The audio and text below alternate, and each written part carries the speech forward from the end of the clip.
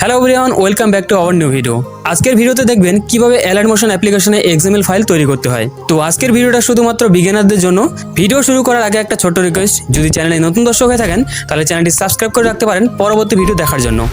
Welcome to day 12 of allied motion advance editing series. তো সবার প্রথমে অ্যালাইড মোশন অ্যাপ্লিকেশনটা ওপেন করে নিচ্ছি।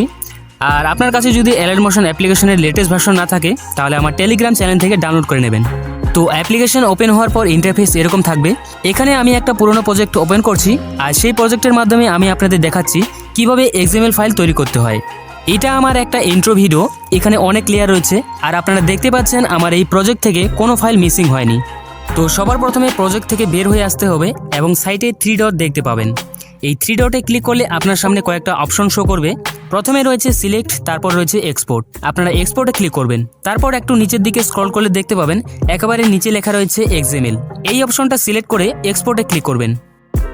এবার এখানে আপনাদের সামনে অনেক শেয়ার করার অপশন থাকবে, যেমন quick share, Telegram, WhatsApp, Google drive, অনেক কিছু। তো আপনার যেটা কমফোর্টেবল মনে হয় সেখানে শেয়ার করতে পারেন।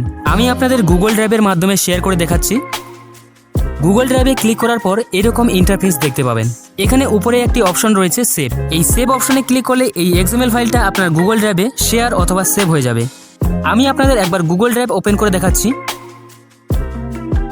তো এই যে দুটো ফাইল দেখতে পাচ্ছেন, হয়তো একটা ভুল করে ক্লিক করে গেছে, কারণ দুটো ফাইল একই সময় আপলোড হয়েছে। আর এইভাবে মূলত এক্সএমএল ফাইল তৈরি করতে হয়। আশা করি বুঝতে পেরেছেন।